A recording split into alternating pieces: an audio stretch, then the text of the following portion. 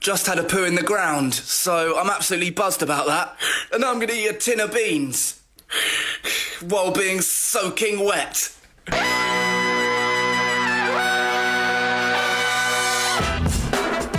Good morning, sweet world, and welcome to the No Dunks podcast on the Athletic Network. It's Thursday, February 8th, 2024. Happy NBA trade deadline day to all that celebrate. I'm J.E. Skeets here in the Classic Factory, and alongside me, as always, Tess Millis. Trade rumor lovers, this one's for you. Next to him, it's the bearded one, my top shot hot boy, Trey Kirby. Hey-o. Hey-yo. Over yonder, still in the driver's seat, we got Eshua Kid. How y'all doing? What's up, Esh? And also here in studio, helping us keep track of everything today, it's our guy, Jerome Chang. Where will he go, Kyle Lowry? My beloved. Will he go? Will he go? Okay, Mike's we heard half of it. Okay, yeah. Where will you go? Where will you go? Yeah, Kyle where will Lowry, he's got to my go beloved. somewhere. Let's hear your guess. Oh my God. No, we're not starting. No, we're not doing that. We have a wedgie. It's way more important Go to dinner. than Just where one Kyle word. Lowry is going to end up. Lakers. Terry Rozier stuck his third wedgie of the season. Yeah, you heard me right. His third of the season, number 32 overall, according to our good friends at WedgieTracker.com. Scary Terry has now matched the individual wedgie record set by Ed Davis in the 17-18 season, Tyler Hero in the 19-20 season, and Eric Gordon last year for the most wedgies in a single season with 3. So Terry Rozier's got a lot of basketball still to go here in the regular season and possibly the playoffs. So if he gets number 4, he's the official wedgie king. I think they should add it to that paragraph of text they have in the Heat lane. The wedgiest team in the NBA. I thought you were going to say they should add it to the basketball reference They're pages. putting everything on there. Yeah. So a guy finished 26th in MIP voting. Oh, Makes the list. Got one vote. I guess so. Okay, interesting. They're very fitting. Terry Rozier, the guy who replaced Kyle Lowry. This is what we started the show with. Yeah, you got to. All comes together. Yeah, the NBA trade deadline wraps up at 3 p.m. Eastern today. We're still waiting on a big name or two to be moved, of course, but Wednesday did bring a few smaller deals, and because we're sickos, of course we're going to break them down, grade them, talk about them. Let's start with the Celtics acquiring Xavier Tillman from the Grizzlies. It took Lamar Stevens and 2 future second-round picks, one by way of the Hawks, one by way of the Mavs, but X going to Beantown. What do you think? It's a good little pickup. Xavier Tillman is an interesting guy in that he is ridiculously strong and a ridiculously good defender. Last year he started in the postseason for the Memphis Grizzlies every single game, and he did a pretty decent job against Anthony Davis. His numbers got pulled down a bit. His efficiency got pulled down a bit playing against Xavier Tillman. Now, he's not starting for the Boston Celtics. There's no chance, but he's a better option than Luke Kornet or Neemias Queta at times. You're going through Brook Lopez, Joel Embiid, and Nikola Jokic in the postseason. That's what he is for. Strictly, that is what he is for. He had some big games offensively in the postseason. A 21-point game. Now, he's had a bad year offensively, but it's where the defense is. Right. He just needs to go up against big bodies. They got a stronger guy coming off the bench. That's strictly it, just for a few minutes. I think it helps. They literally are bulking up their bench here. I like it as well. As good as Tillman is defensively, he's pretty much as bad offensively. His best skill, I think, is screening, which is helpful. But the thing with the Celtics is they shoot the ball so well from outside. They're the best three-point shooting team in the league. Maybe that lets him stay on the court for 10 minutes at a time. And like you're saying, it only really matters when they're playing against the gigantic centers, because you could throw him out there for an additional 6 fouls, and his bulk is more reasonable against a Joel Embiid than it is if you're trying Luke Kornet. So I think for the price of a guy that's out of their rotation, 2 second-round picks that don't even belong to them, smart move here. Yeah, they got so many shooters, you have to guard everybody else. And this guy, he can score a little bit. He had a 22-point game in that postseason, and it's just smart for the Boston Celtics to go get somebody like this now, because they won't be able to sign just anybody in the postseason.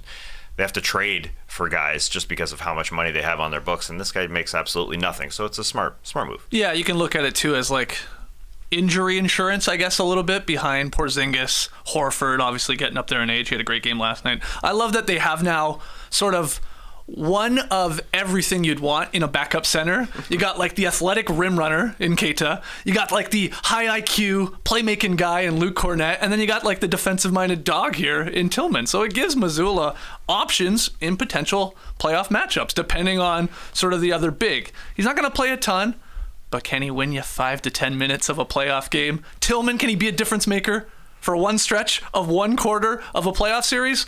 Probably. And he was really good, like you said, Tass, in last year's playoffs when he bumped up his numbers. But yeah, the shots just disappeared completely this year. He can't even score at the rim for a big guy, and he can't hit a three. But hopefully he bounces back to what he was doing last season in the regular season and the playoffs on a better offensive team, obviously with a very little offensive role. If the Celtics end up playing Xavier Tillman a lot of minutes, they're not winning the championship. I think that's what it comes down to. If Porzingis is out, it's Jover. If Al Horford is out, probably not good either, but he's a fine guy.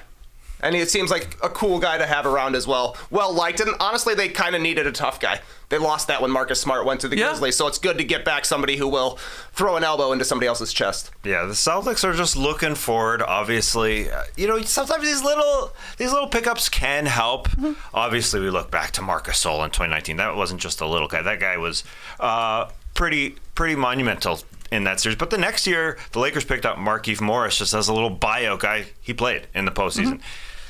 This could happen. I am surprised that he's only 25 years old. Oh, yeah. Number one, he looks way older. Way older. and his name is Xavier Tillman Sr. Right. Sounds like an older Sounds name. older. Yeah. He's like balding a little bit. Yeah, he's 25. He definitely looks 35, but good job by the Celtics, as you guys said, just to strengthen the bench here, and it didn't really cost them all that much. The Grizzlies, from their side of things, you said you don't mind those picks, especially coming from those other teams. Like, who knows where Trae Young is in 27 with Atlanta, Luka, of course, with Dallas, whatever. But is this just sort of another financial move to shore up their books? Tillman was expiring. They weren't going to pay him next season. And once they brought back Bismack Biyombo and kind of started playing him over Tillman, a guy they find off the street, it was kind of over. For Tillman in Memphis, so it doesn't make sense that they're going to pay him when they're going to be getting some guys back next season. Jaren Jackson Jr. will still be there. Brandon Clark, I assume, will get healthy at some point. Maybe he gets a little run at the end of the season to get his legs back under him, but not a part of the future there. So get some second-round picks, because second-round picks can get you a guy to help on the bench. Yep. That's what we've seen. Yep. All right, well, moving on. That was our biggest deal yesterday. Let's go to the Pistons. They had a couple minor moves. We'll start with them acquiring Simone Fontecchio, yes, the Italian, who is starting and playing well for the Utah Jazz. The Pistons go and get him, and it cost them Kevin Knox II. That's the second time, I believe, the Pistons have traded Kevin Knox II. I hope he finds his way back and gets traded a third time. And then a 2024 second-round pick, more favorable of the Grizzlies and the Wizards. So right now, that's the Wizards. That's a very early second-round pick, and the draft rights to a guy you have never heard of. Maybe one day makes it over to the league, but the Pistons. Let's start with them, Tass. What do you think here of? We're not even going to say that guy's name. Gabby Pro? Yeah, Gabby Pro, sure. We might see him. He's apparently not bad. He's having a decent little run here over in Europe. Simone Fontecchio, I know the Jazz aren't really on a lot of people's radar. People don't necessarily look at what they do, but this guy has been starting, and he has been shooting 39% from three, and he's defended pretty well. There's sometimes he's taken the job of another perimeter guy on the other side and done a decent job. He did a good job against Brandon Ingram when they played the Pelicans. So the Pistons are looking for somebody who can shoot three and just give space to Cade Cunningham and Jaden Ivey. And they just struggled a little bit with that. And somebody who can defend wings. Like Asar Thompson has struggled with that a little bit. Isaiah Stewart has been all right in the forward spot doing that, but he's just not good enough to defend perimeter guys. I think this is a nice little take on a contract 3-and-D guy who's fairly cheap at this point, and will help them out next season. I think they're just trying to spread the floor for Cunningham and Ivy. I think it's a little smart move for them because Fontecchio is a guy who can play. Do you think he's a part of sort of their plans moving forward here, and hence why they gave up again a very sort of a really sexy second round pick? It can't get much better than 32 overall right now.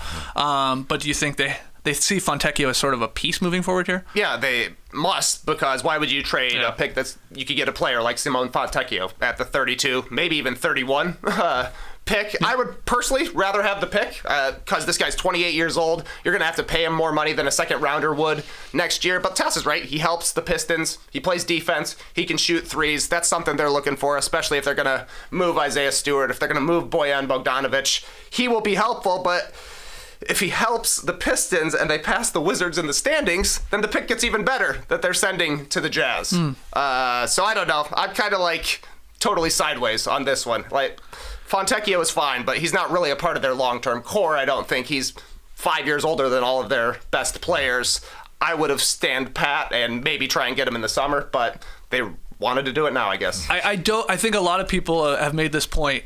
What happens today might dictate how you really feel about this deal. If the Pistons do go and trade Bojan Bogdanovic or Alec Burks to another team and get, let's say, very similar draft capital, maybe even somehow a late first round pick, probably unlikely with those two guys, then it feels like a little more easy to stomach. I'm with you, TK, because it's like, why wouldn't you keep the pick? But if they get one back because they move one of those guys that they definitely don't see as part of their long-term plans, then it makes more sense to me. So we'll wait and see. Maybe they did it on purpose. Maybe they gave up a 32 to say, hey, Bojan Bogdanovic is better than that.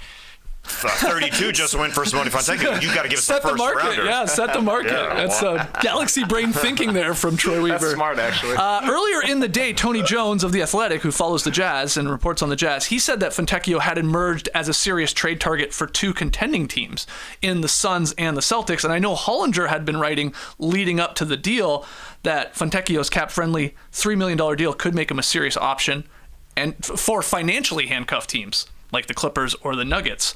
So all of those teams, much, much better than the Pistons where he lands up. But you wonder after, the Celtics, then pivoted to, of course, Tillman, and they went that direction. But I thought that was interesting from those guys. He's good, but he is 28 years old.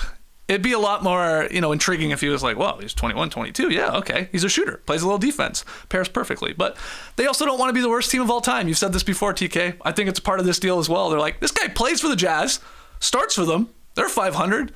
He might get us to, honestly, might get us to 12 wins, and we don't set like the all-time record or something like that. Because he's decent, and he's going to get an option here. What about from Utah's side of things, though? Because, once again, here's his second year in a row as we got to the deadline, trading a player that does contribute. Were you shocked? Yeah, it was surprising. I mean, it makes a little more sense for the Pistons in that they're getting a guy that they need. Perimeter shooter, defender.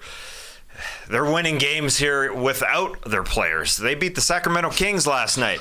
This team looks a lot better, so it sort of makes sense. They don't want to trade their core four guys No. in Duran, Thompson, Ivy, and Cunningham. It's good they're playing Ivy again. For the Jazz, yeah, it's a little confusing. The Jazz are confusing every single season. Where are they going here? I guess they're giving up an older player entering his prime because they don't know exactly where they're going. But that's what they do every single season. It's a little confusing. This team is good. Does it open the runway for Agbaji a little bit more? Maybe they have another deal. I mean, they're being linked to Dejounte Murray trade rumors if you buy that. So maybe there's more to come here. Hey, but Ochai Agbaji is a good player. But Fontecchio does something different in that he can shoot threes. That's not Agbaji's thing. Mm-hmm. I guess, I don't know. We are watching here for the next 4 hours what Danny and Justin are doing. What are they doing in Utah? It's a little confusing. Fingers out, buddy. What are they doing? They're getting a draft pick. That's why they're doing it. 32 pick. Danny Ainge says that's better than Simone Fontecchio. Troy Weaver disagrees. And guess who's been a better GM throughout their careers? It's Danny Ainge, buddy. They also have Ochai Agbaji, like you're saying. They drafted Bryce Sensabaugh with the first-round pick. They're just clearing the way. They weren't going to pay this guy. Yeah. They have 1 billion draft picks, because of the Donovan Mitchell and Rudy Gobert returns. Yeah. So that's sure. Keep that's adding fine. to the cupboard. Here's a little trivia for you guys. Fontecchio. He is now the 4th Italian-born player to play for the Detroit Pistons. Gigi Datome. That's absolutely one of them. He played one real season for Detroit. He averaged 2.4 points per game. Can you give me the other two? And I want to say this. I want to stress this again. Italian-born.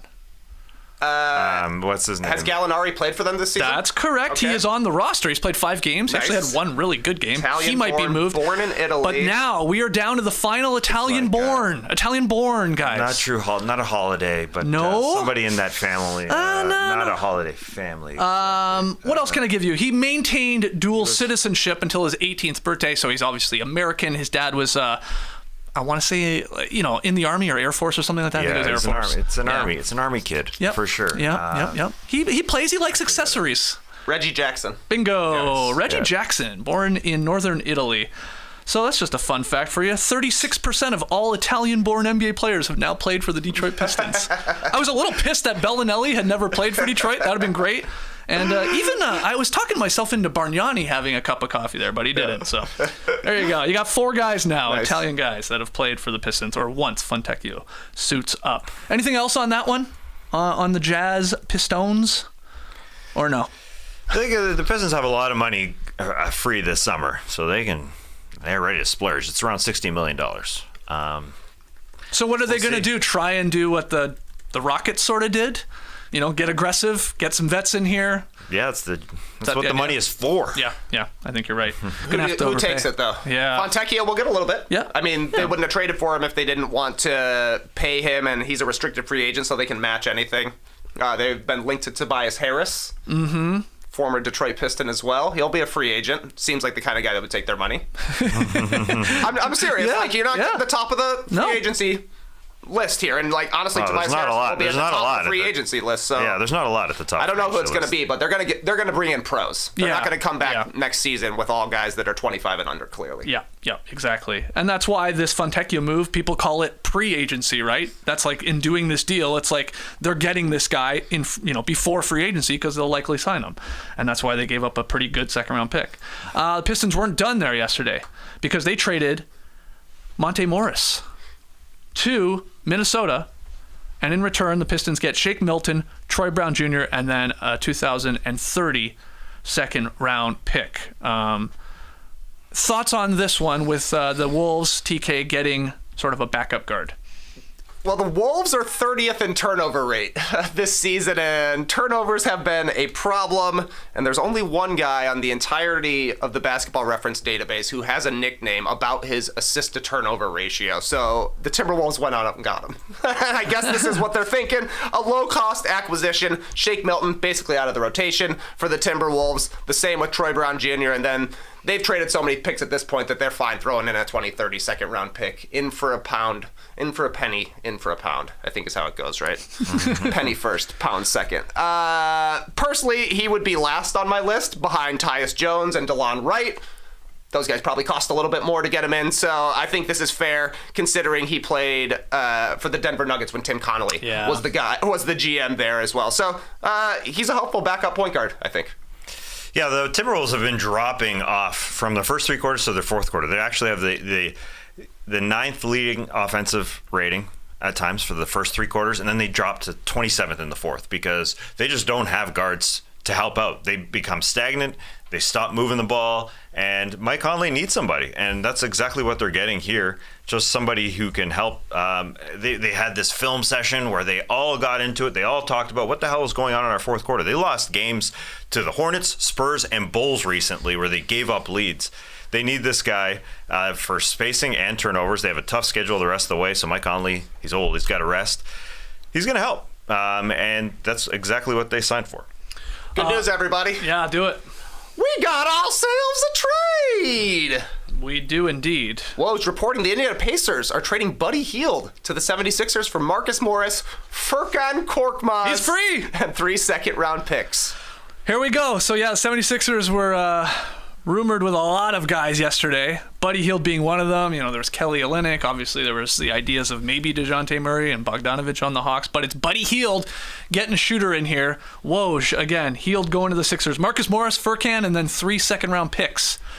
Your immediate reaction as we find out about this live right here on No Dunks. Well, it's great to hear that Sixers aren't giving up this season because amongst the talk was, they're going to trade away Tobias Harris, which really doesn't make sense. The guy's a starter, and he's good. And they're getting back a shooter here for other guys who aren't as big as Tobias Harris is, who can shoot the ball That's absolutely true. And the Pacers were ready to give up on Buddy in an expiring deal because they're deep enough. They have enough shooters. And they were ready to say goodbye because he basically lost his starting lineup when they decided, all right, we need bigger, tougher dudes who defend and shoot the three. So the Sixers get one that is just going to come off the bench and give space for Joel Embiid once he comes back. Because he has great percentages. The percentages are damn good for Buddy Hield. But he'll definitely be coming off the bench for the Sixers. I don't think there's any doubt about that. Yeah, Buddy Hield in 52 games this year, so he's very durable, playing in a lot of their games, probably all of their games.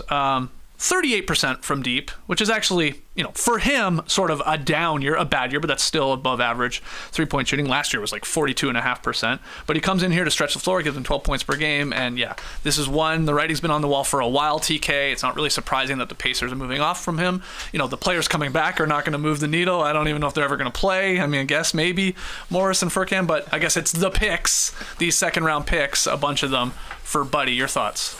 Buddy Hield is a guy who's made a lot of trade requests, as is Furkan Korkmaz, so I'm happy they're in the same deal for each other. That's great for them. The Sixers needed to make a move to stay competitive. We saw last night against the Warriors. Great MVP case for Joel Embiid because they look pretty bad with him out right now. Yeah. So a little bit of an offensive bump, I think, definitely helps the Sixers. Windhorst reported yesterday that the Sixers planned on making 1 to 3 trades today. So this is apparently the first one. And, I think pretty fair for them to send out guys who aren't going to be long-term rotation pieces, but also keep your first-round picks, keep your bigger deals, and like Tobias Harris, they could package Tobias Harris in a pick to actually try and get a big-name player if they wanted to. And the Sixers have said for a while they're trying to keep cap space open, so Buddy Hield's an expiring contract, if I'm not mistaken. Yep. So they will still have cap space in the summer as of now. Good stuff. Second-round picks are the hot trend right now. They're all going right now. The NBA draft is going to be so hot because they have now pushed back the second round to a second night. And so people are going to be talking about who's going to be traded tonight, who's going to be traded tonight over 2 nights. It's going to be huge. There's going to be sleepover parties. The GM's going to be sleeping in each other's room. What are we going to do tomorrow? What are we going to do tomorrow? I think the second-round picks are quite hot. The 3 second-round picks is I know Buddy's good, but that's a lot. It still feels like a lot. Yeah, I guess so. Look, I like that. Like you said it already. Morey, they're not punting on this season. That's probably a good sign that maybe what they know about Joel Embiid and the likelihood of him coming back this season, that's cool. I think they really would have liked a two-way player. Can't say Buddy's really that. No. Great three-point shooter, obviously space around Embiid. That makes sense. But, they're looking for a guy I think that could contribute on both ends. That's not Buddy. But yeah, they may not be done. This is Daryl Morey, man. He lives for a trade deadline day. You'd imagine there's at least another deal or two, like minor ones, maybe a big one from Morey. I will say Chris Haynes was reporting here, 15 minutes ago, a deal between the Hawks and the Pelicans for Dejounte Murray has halted with no progress in sight by the trade deadline. So that one might be done. That one was always tough to figure out anyway. Sort of like, why would the Pelicans really want a guy like Dejounte Murray? How he fits with their team? But anyway, It doesn't look like that one's going to be going down. Yeah, and they were apparently asking for a Okongwu as well, the Pelicans were, and that to me makes it a non-starter for the Hawks, so I can see why that would stall. Also, apparently, Miles Bridges will not waive his no-trade clause, so he's staying in Charlotte. Okay, there's that as well. Any thoughts on any of that stuff there, especially the Pelicans-Hawks deal maybe falling apart for Dejounte? Yeah, I didn't think that Dejounte and his air quotes back spasms were really a trade for sure. I thought he's been injured all season long. You're saying last night on the injury report he's suddenly out of the game. Yeah, and so was Clint Capella. And then I thought, okay, Clint's on the move. But apparently he's out 7 to 10 days, and he's getting a little older, so it makes it a little less likely that teams are going to trade for him, even though the future is Onyeka Okongwu at center. And they signed him to a good extension. The Atlanta Hawks did, so they're not trading him. I don't think the Hawks are going to trade Dejounte at all today? Well, if there's a good deal out there, the Pelicans kind of doesn't really make sense. Him and C.J. McCollum together, I mean, it's fine, but I don't think so. The best deal. Where's reported. the deal? I mean, right now, if we believe it, it's probably the Lakers with the picks way in the future. Maybe there's a swap as well. But then you got to get probably D'Angelo Russell to a third team, so now you got to rope in another team for the likelihood of Dejounte finding his way to play with LeBron and AD. The Lakers and it's maybe not even enough for Atlanta. I agree. Yeah, the Lakers only have one first-round pick to trade. That's all they have to trade. Yeah. And the Hawks gave up many, 3 and a pick swap for Dejounte Murray just a year ago. So they probably want more. But yeah, they've been everybody's asking Austin Reeves and D'Angelo Russell. And the Lakers are saying, actually, it's Angelo Russell that's trending on Twitter tonight. I don't know who you're talking about. We don't have D'Angelo Russell. It's Angelo. As always, whenever D'Angelo Russell is trending, it's Angelo. Whoever that is. Really? Yeah. Is this because of the hyphen or the like D and the apostrophe? I mean, yeah. I guess. I didn't know that. It's always Angelo. Who? Angelo Russell. Angelo. Okay, so look, this is exciting. A trade happening while we're live here. Buddy Hield going to the 76ers, and then all those minor deals from yesterday. There it is for everyone joining us on YouTube. That guy's going to shoot. Good He's work going to from shoot. Jerome. He's Yeah. going to shoot. The Sixers had guys like Marcus Morris already on the roster. They had enough of those, 3-and-D type guys. They got them all from the Clippers. Yeah, exactly. That's right. That's They right. said, we'll give you 3 foremen, and they all play the exact same. Yeah. Marcus Morris, does he take his key to the city with him to Indiana? Ooh. Yeah. Or does he just leave it, hide it somewhere in the Wells Fargo arena? When he gets back, he can open every door. Also an option. Yeah. Oh, you think the key opens every door in the city? I guess. I just assume that's what it does.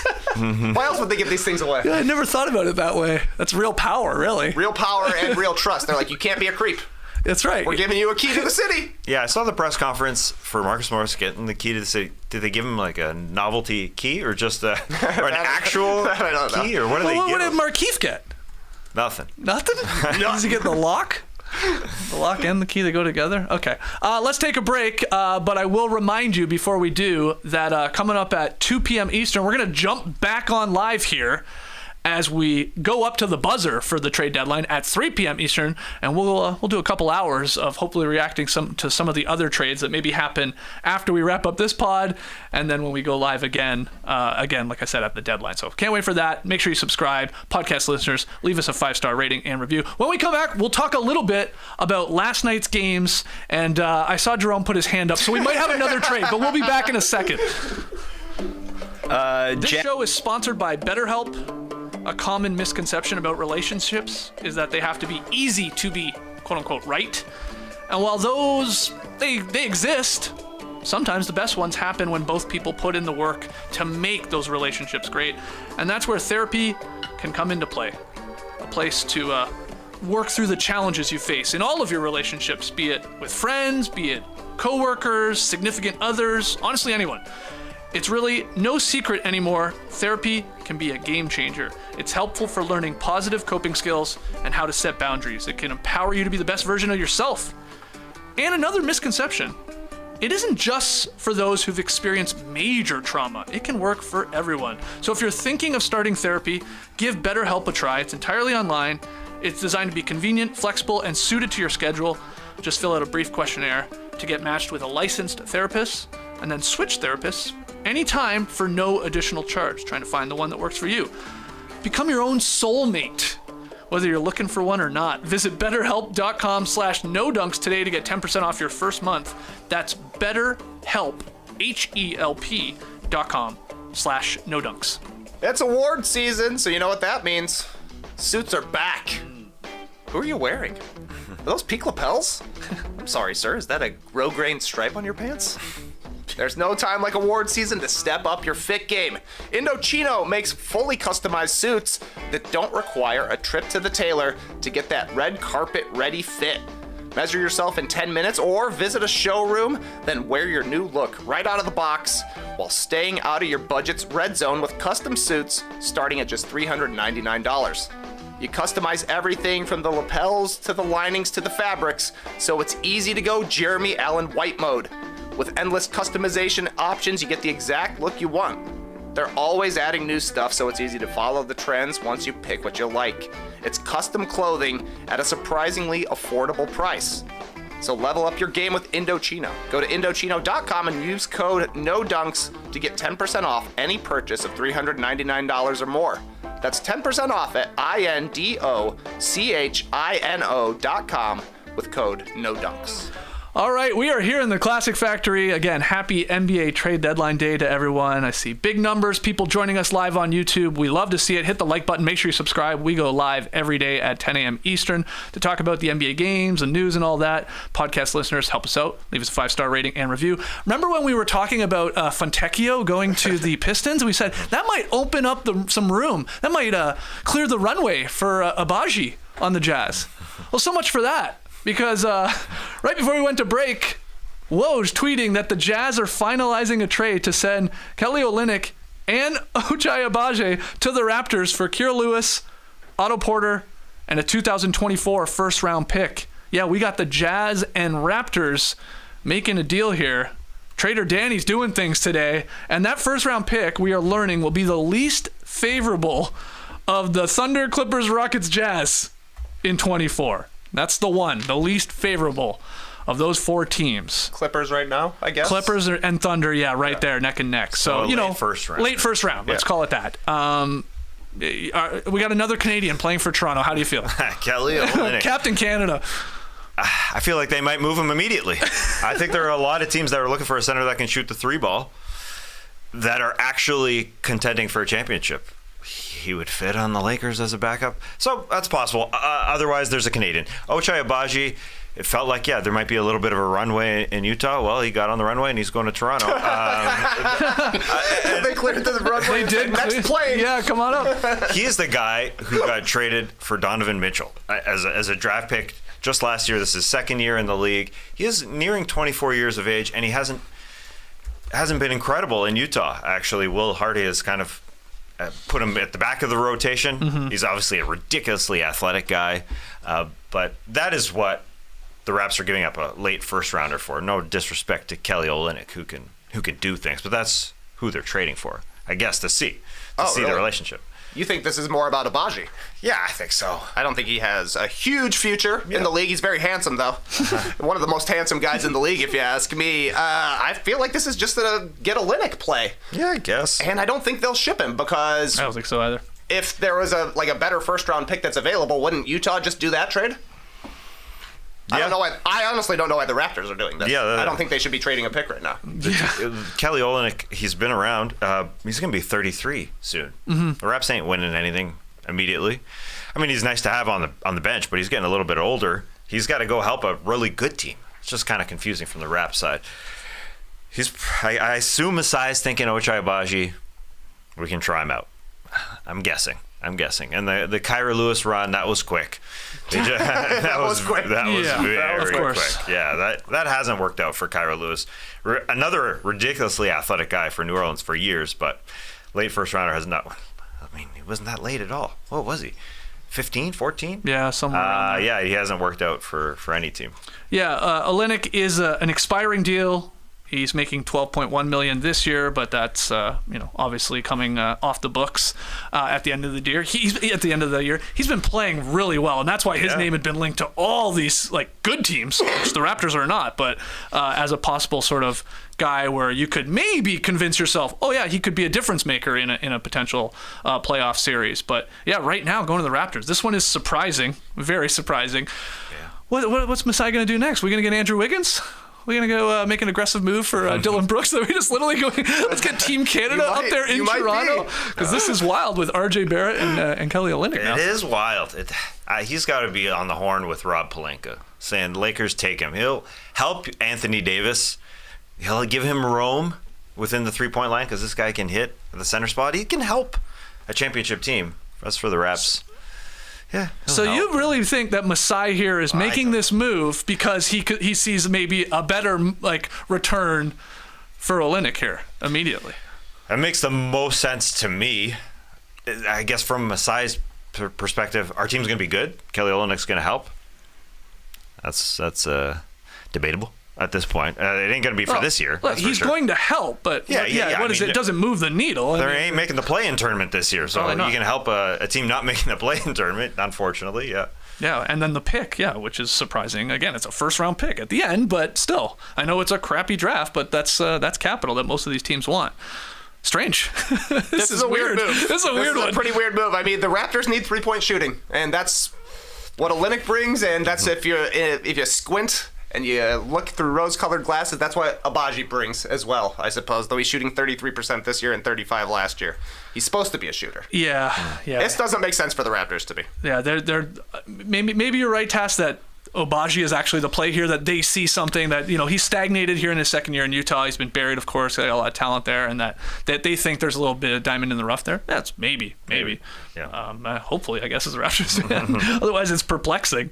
Any other deals that we need to address here? Any other Canadians headed home? No? Okay. A lot of Canadians, yeah. This has got to be the most Canadians ever to play for this team. We got 3 of them right now. Yeah, Boucher's still there. He might be traded. He should be traded today. And maybe they got to keep the quota up. CanCon. Yeah, a lot of people don't know this. The Raptors actually have to have 1 or 2 Canadians on the rosters at all time. Okay, well, let's talk about another Canadian. We'll get into some games from last night, but obviously keep our eyes on Woj and Shams. Andrew Wiggins, great timing here. He had a double-double. Led the Warriors to the 127-104 win over the 76ers. And it's got people wondering, Tass, does Wiggins' little recent revival here make it easier for the Warriors to keep him at the deadline? And Steve Kerr saying, we got a team here. Look, we got enough. We got ourselves a team. Yeah, we can do this. What do you think of Wiggins last night? And yeah, as his name obviously coming up a lot in trade rumors, but a tough contract to deal. It's great to see Wiggy getting back to Wiggy stuff. He looks, since Draymond Green has come back from the suspension, a lot more like Andrew Wiggins. A lot more like that guy that was literally their best perimeter defender on the way to championship. That being said, I don't think he would garner a lot back in return at this point because how long his contract is for, how he's played this season. Literally his worst number since he was a rookie. But it's great to see him out there defending and running and playing with Jonathan Kuminga. This is what it is. They're playing their best 5 together to start, and Curry and Clay, Draymond, Kuminga, and Andrew Wiggins. Those guys are playing really well together. So it's part of a deal here where everybody's thinking, Golden State's going to make a trade. I don't think they're making a trade for any of these guys. Draymond's too good as part of this team. They've literally bumped up to the 7th best defense since Green came back. And he's got to be there. And they're not trading Wiggins. They're not trading Kuminga. I don't think they're trading Clay. I know Chris Paul was the hot one. Are they trading Chris Paul? If they're bad, it's nice to have an unguaranteed contract next season where he comes off the books. And he was good to help out that second unit, so he will be playing. So I don't think they make a deal. And it's great to see Wiggy getting Wiggy with it a little bit. Wiggins in only 23 minutes, 21 points, 9 of 14 shooting. 10 boards. You always like to see that from Wiggins. And he did a good job on Maxey. He had that assignment for most of the night last night. I know there's no Embiid and the Sixers are reeling right now, but kept Maxey in check, holding him to 5 of 14 shooting and 3 turnovers. So good stuff from Wiggins. What do you think of Golden State here at the deadline? I love the 10 boards. I think that's the most important number. I also love that the Warriors seem to at least be figuring out on the defensive side of the ball that Wiggins and Kuminga can play alongside Draymond. That's the most important thing, because I don't think there's still a trade market for Wiggins, because I'm with you guys. I'm like, he is having a revival. He's been really good lately. And then you go look at his game logs. He's coming off a 9-point game, a 2-point game, and a game where he was inactive. He's got twice as many single-digit games as 20-point games in 2024. So I don't know if he's that much better, but he's showing more activity. He's still in the first year, though, of a gigantic deal that's going to pay him until he's 32 years old. The Warriors' best hope is that they get engaged effort Wiggins for the rest of the season, because they're not going to get a return back for Wiggins that they're looking for without having to add a pick as well. Outside of last night's box score, you're right. Those other games are not going to blow you away. But if you watch him, he's definitely playing with more energy and spirit. He's out of that funk, out of that fog that was sort of like that cloud hanging over him, at least over the last little bit. Can he maintain that? Because he's a difference maker when he plays with that spirit. And they've got this lineup. You said it, Tess. Kerr has sort of decided now, this is our 5. Clay's coming to terms with that reduced role at the end of games, but Kuminga's development's been huge. Draymond Green, we know the defensive impact he has. Clay, Steph, and then Wiggins is the. Does he have any juice? Does he just play he's the most? He always should be one of the most athletic guys on the floor. And when he's just lollygagging out there, it's brutal. He kills you. So he's looked better, at least for them. Yeah, it is a little scary because he does come off those 9 and 2-point performances. But right before that, he had a 23 and a 22. Yeah. So he looks good and then bad. Good and then bad. The rebounds are important. You're right about that, because it's a tiny team. with Draymond starting at the 5 because they're just not waiting for Kevon Looney to have a good 20-25 minutes. So this is everything's important for him trying, and Kuminga's athleticism is obviously important. But this looks like a good team. The Western Conference standings are very, very tough. From all the play-ins down, even the Nuggets. The Mavs. It's got to be a little scary for the Mavs. It's got to be a little scary for the Kings here, as they don't look incredible, losing to the Pistons. So it's just stacked. The Western Conference standings are literally stacked, and Golden State's 11th right now, making their way up to the play-in. Well, the Clippers took a little step back last night because the Pelicans beat them, led by Zion Williamson, CJ McCollum, both those guys having big fourth quarters. 117-106. Pelicans beat the Red Hot Clips. They're obviously in the playoffs right now. New Orleans is, and we talked about them being linked to Dejounte Murray, but that's apparently dead. What has impressed you the most, Trey, about the Pelicans? Because I feel like they're the most sort of underrated team in the league. We never talk about them. You never hear any other shows really talk about them. And they're playing really good right now. Yeah, they're a pretty good team, and the thing that's most impressive to me is they've got a top 10 defense per Basketball Reference with like 1.5 guys who are well-respected defenders. Obviously, Herb Jones is clamps. Jose Alvarado, great off the bench, but he's missed quite a bit of time and is still just a bench player. Otherwise, it's like Valanciunas, not really known as a rim protector. CJ McCollum, he's not known as a defender. But they've got length everywhere. Outside of their guard positions where Alvarado's a shorty and McCollum isn't very big, everybody else has crazy long arms and seems to be at least 6'6" tall. So they give a lot of effort. They do everything pretty well. They force turnovers at an okay rate. They rebound really, really well. That's something Valanciunas is great at. He cleans the glass. Yep. They just are pretty good at everything defensively, which lets them compete in games when they're playing well enough offensively. I think that's another thing that's surprising is that the Pelicans have been this good with Zion having an okay season. Like, we tossed his name into all-star conversations, but he was kind of behind Brandon Ingram. When they were in first place last year, it was because Zion was dominating. Yeah. He is not dominating this season, but I do think he's taken a little step forward with regards to his playmaking. He's a career high in assists right now. He's got a career high assist rate as well. His usage is down. You could say he's not engaged, or you could say he's just getting off the ball earlier. It's helping the Pelicans, whatever it is. But they figured out a way to be a pretty good team despite their superstars not necessarily being superstars every night. Yeah, Zion had one of those nights where people are talking about, he just doesn't look like an all-star. And he came out slow, scoring.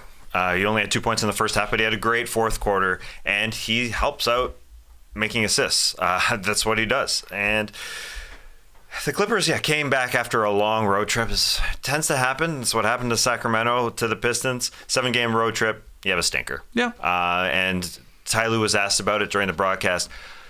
What do you have to do to play better? I don't know. I mean, that's what he literally said because it was hard. It's hard to. It's a long season. Yeah, and it's a long season, and literally the first game after the road trips tend to stink. I know Kings fans are just mad at their performance last night. Sure, but it just happens. This literally was fun while the Clippers were in first in the Western Conference. It was a fun day. That's it. And now they're gone. Now they're gone from first place. They're half game back now. I think what the Pelicans season has been so funny too, especially when you talk about Zion, because like you're right, he has not been like, wow, all NBA Zion, but he's been good still. But he just picked the worst time ever to have like those really disappointing games. I'm talking about the in-season tournament. And then he looked like crap. Everybody was like complaining about him and wondering about his effort and his weight and all that. And everybody just decided, well, we're moving on from the Pelicans. They're nothing. Don't worry about them. And that happened. And then, of course, they've still played really, really well here. And you went through all the metrics, Trey. They're 30-21. That's a good record. They're tied with the Suns.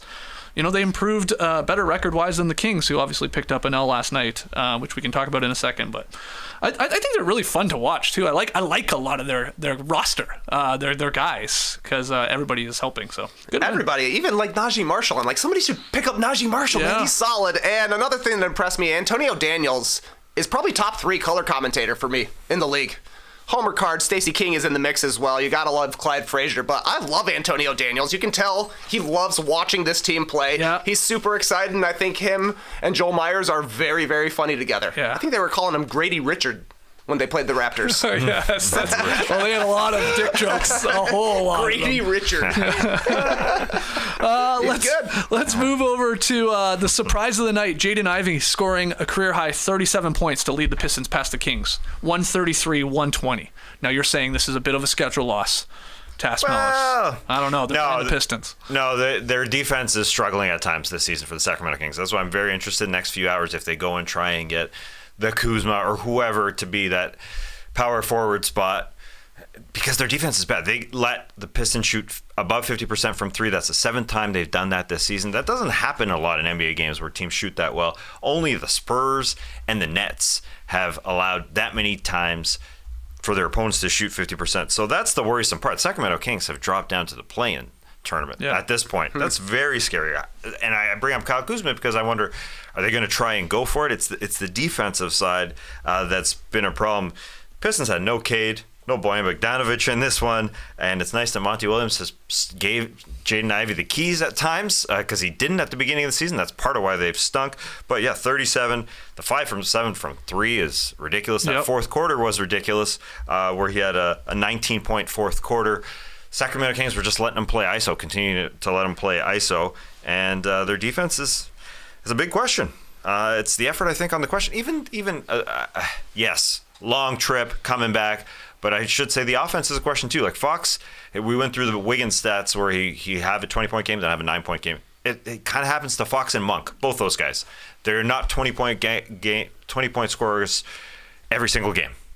So yeah, that's the scary part. Domantas Sabonis is their steadiest, best player. Fox sometimes he fades a little bit, and their defense is it ain't there, unfortunately. So it's weird to see them in a play-in tournament spot now. At this stage. The Kings have a horrible habit of playing to the level of their opponent. They do it all the time. They look great against good teams, and then they will lose to bad teams like the Pistons, who improved to 3-20 on the road, 7-43 overall. And yeah, Ivy was awesome. He was blowing by Huerter every single time.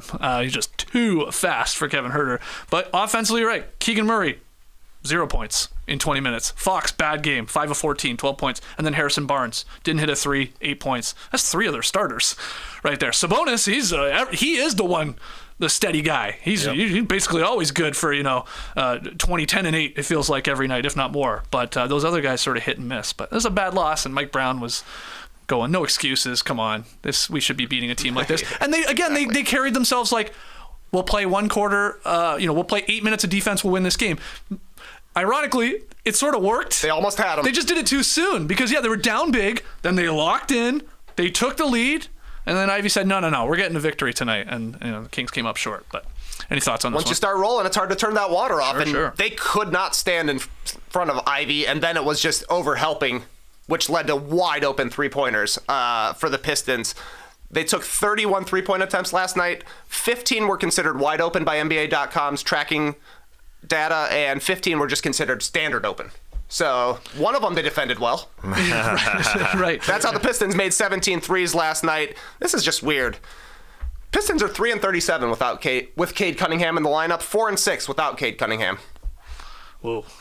Something to keep track of. Keep track of that. Keep your eye on that. Interesting. The other games last night, because I want you to get your cowboy hat ready here. Yeah, I'm ready. We had Porzingis and White leading the Celtics to a win over the Hawks. We had Donovan Mitchell, who is on fire. He scored 40 again. Cavs beat the Wizards. That's their 7th straight win. Jimmy Butler had a triple-double as the Heat pulled away from the Spurs, 116-104. But, come on, let's talk trades. I got one thought here. Oh, what? JB Bickerstaff should coach the All-Star game. Sure. Cavs passed the Bucks like the day after Doc Rivers got the call because of where the Bucks record is. But now the Cavs are in second, and they're still in second. So I think it's going to be JB Bickerstaff since Doc has been there for 5 games. I agree with you. I said this when we were debating what the hell's going on. It's like, why don't they just go down a tier? Go to the next team. Who cares? Exactly. If it's not the first place team, it's like, who cares? Yeah. I understand they got rules, but it should be JB Bix. Okay. Well, we got all sales a trade. We got a couple, actually. Yes, we do. Couple of trades. Bruce Brown.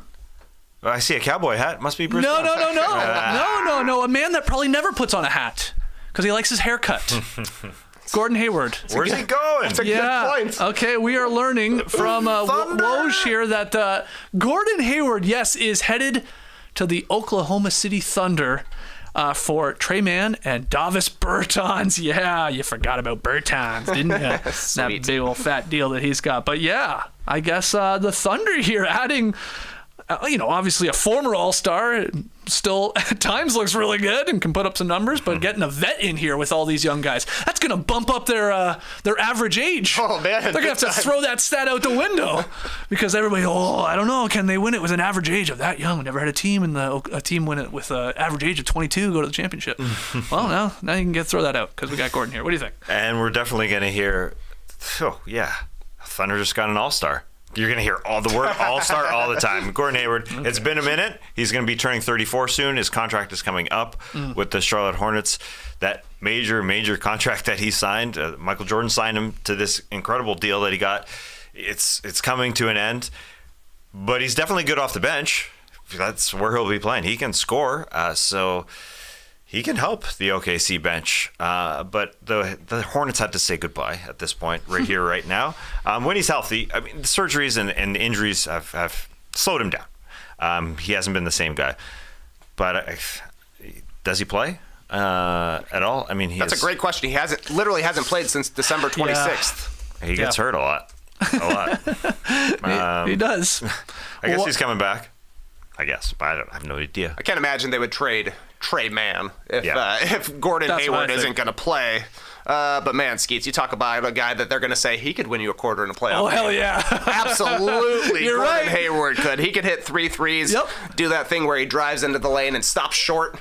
That guy's seatbelts must be active in his cars because he's always stopping short for the little pop-ups. But, sure, yeah, he'll be a veteran helper there, I suppose, in OKC, assuming he's able to get on the court. And then I think a worthy roll of the dice for the Charlotte Hornets, picking up Trey Mann, a guy who was a first-round talent, just out of the picture in OKC. Though he did put himself in that picture once upon a time. Right. Remember that? Photoshopped himself. Yeah, he is.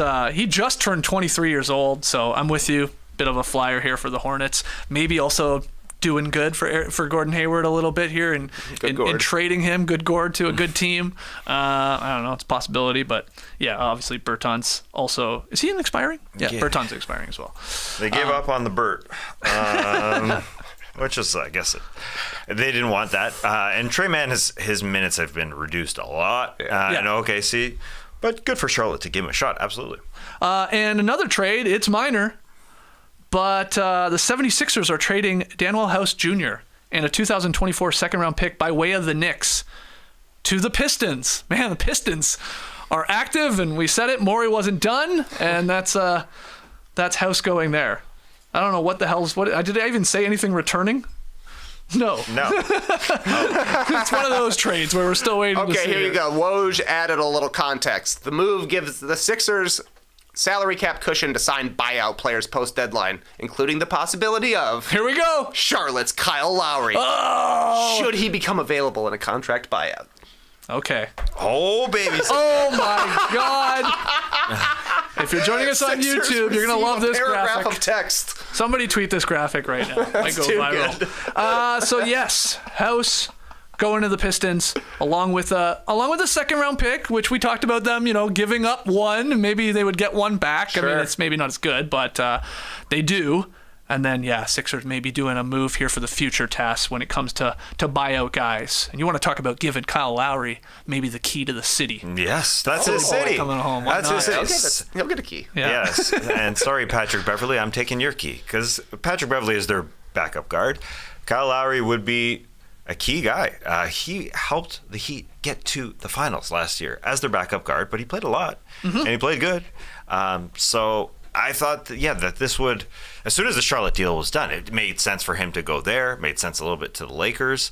And it's great to see that the Sixers aren't giving up and that Embiid's knees will probably bring him back within weeks. You need those knees, obviously.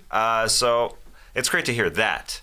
But the Kyle Lowry signing, it can help. I brought up to the Lakers. Not official. No, it's not. It can help, Yeah. Like I brought up the Lakers signed Markieff Morris to start in the playoffs. They signed him as a buyout guy.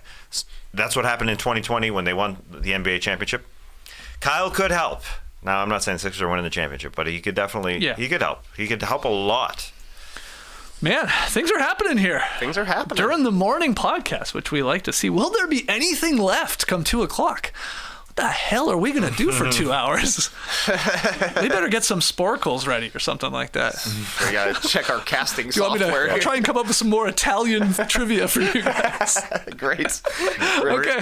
We're going to open up our mail, that's for sure. We're opening mail? That's a good Okay. idea. Yeah. Okay. We will be live at 2 p.m. Eastern. We don't care if nothing happens. We'll go over maybe some of the Will previous any of moves. these 3 men be traded? No, God, no. No, I have Wizards already are saying we're keeping Kuzma. Yeah, I had to put the big names on the big faces on the graphic. You know Yeah. that's a thumbnail rule. Okay, if you were going to put 3 faces on the graphic that you think actually will be traded from the 2 to 4 o'clock hour, who would you put on? Bruce Brown's got to be on. Oh, yeah, Bruce Brown. He's the Bruce number Brown. one guy I think will actually be traded. Okay, I like that one. Who else? Let me look at Grant some. Williams? Oh, somebody from Dallas. Yeah. Dallas is super in the mix Yeah. for everybody right now. For everybody. How about, Yeah. I'm going to put, I like Bruce Brown. I'm going to stick with one of the Nets guys, probably a Royce O'Neal. That's a good one. He's going to be moved Yeah. for a second-round pick. Every And Royce then- O'Neal. And then, DFS is probably going to get Oh, you want traded. him too? Dorian Finney-Smith. I'm just picking guys that aren't big names, frankly. Yeah, no, That's that's the likely move. what will happen. someone from the Mavs. I don't know who. I can't pick, but Okay. yeah, I like Good. that. Yeah, nice. Mystery Mavs man. Mystery mascot. Oh, they're going to ship that guy out? That weird mascot? They've been trying to get rid of him forever. They have. His face is too scary. A basketball face? No Ugh. takers. Yeah, this guy's on a big contract, too. Tough to move. Okay, we got to take one more break. It's a quick one when we come back. Tweet of the night. Oh, I just went shopping on Shopify. Was in the Whittler's store to purchase a hat. I purchased it while on his Instagram. He makes incredible music choices, but also he made a great one for his store. I had no idea that he had a Shopify store on IG. Shopify is the global commerce platform that helps you sell at every stage of your business or wherever you do business. From the launch your online shop stage to the first real life store stage, all the way to the did we just hit 1 million order stage? Shopify's there to help you grow. Whether you're selling scented soap, or hats, or offering outdoor outfits, Shopify helps you sell everywhere, from their all-in-one e-commerce platform, to their in-person POS system. Wherever and whatever you're selling, Shopify's got you covered. Still haven't gone to the website home for the Whittler store because Shopify links up in other spots so easily. Don't even need to go. Shopify helps you turn browsers into buyers with the internet's best converting checkout, 36% better on average compared to their leading commerce platforms. Plus, Shopify's award-winning help is there to support your success every step of the way. Sign up for a $1 per month trial period at shopify.com/nodunks. All lowercase. Go to shopify.com/nodunks now to grow your business no matter what stage you're in. Shopify.com/nodunks. All right, still here in the Classic Factory. Our first of 2 podcasts today, at least. Love this comment, though, because we were debating which realistic player should we actually have on our trade deadline special graphic, which we're going to be live at 2 p.m. Eastern, just to remind you. We decided on Bruce Brown. Sounded like we came to a consensus on a Royce O'Neal. And then in the stream team, they're saying, just put Bogdanovich, because it increases your odds. Because we got 2 of them. Not bad. in the Hawks and the Pistons. So we'll just put the name Bogdanovich, not even a player's face. As we wrap up this pod, though, let's get to Tweet of the Night. Tweet of the night. Wow. Twitter. Tweet of the night. More like thing we did yesterday. Oh, wow, what a pivot. The boys went to Big Hoops. What's Big Hoops, you ask? Well, it's the world's first tech-infused basketball game that allows for social competition between all skill levels. Basically, it's Top Golf for basketball, and we got a chance to demo it here just outside of Atlanta. You see a bunch of different games they have, a bunch of different environments you can play in, and then the key is this basketball hoop that switches from a regulation size rim to a gigantic big hoop, keeping track of your scores. You can play all these different kinds of games. Like, some of them are just about trying to hit a shot early in the shot clock so you get more points. They're skeetsy with the big dub. Some are a little bit more like a standard Papa shot where every time you make it, it adds something on.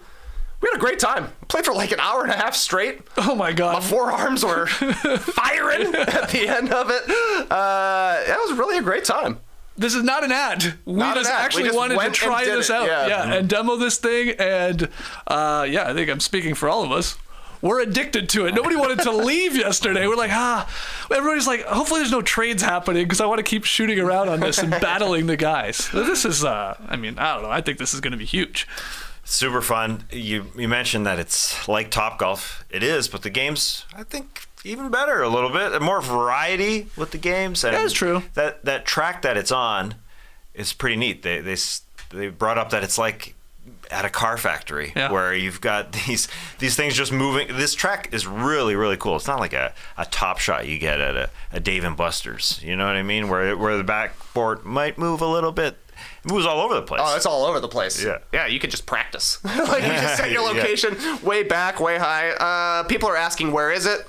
They're negotiating spaces right now. Like we said, we demoed it, so we got to see what it was like earlier. But just even being in the one place and playing around with it, like, I wish we had it for the couple hours we're going to have in between the trade podcast right now. But eventually it'll be, I don't know, a big warehouse that has 10 of them and, like a bar and a restaurant that you can order food from. So that is coming soon, I assume. Hopefully at the end of the year, I think they said. I got most intrigued when they were like, when we did it a couple times and obviously we're like all competing and everybody's talking shit and stuff. And they're like, yeah, we think like there'll be like 10 bays, or we vision like 10 bays in a space, like you said, a bar and all that. And that you'll be able to like have leagues. Like you'll have teams. Like we can have a no dunks team. And our bay is competing, because it's just keeping track of everything, against the other teams, be it there or around the world. I'm like, oh my God. And then you could be doing all the same shots and stuff like that. Like the possibilities are endless with this. And I was amazed. I couldn't believe, like we knew we were going into it. I'm like, okay, this will probably be fun. I didn't think it'd be this slick. Like the interface and the possibilities of the games and stuff like that, and just how it looked. Especially like you said, Tass, that track moving, how fluid it was. Yeah. It was cool. It was cool. So big hoops. Keep an eye out for that. Fans. Yeah, we are huge fans. We even said, like, they were like, yeah, we could have you guys down when we actually officially launch, and we could have come beat like the no dunks guys. Like we could put our score in, and then people could try and compete, and you can play for prizes and stuff like that.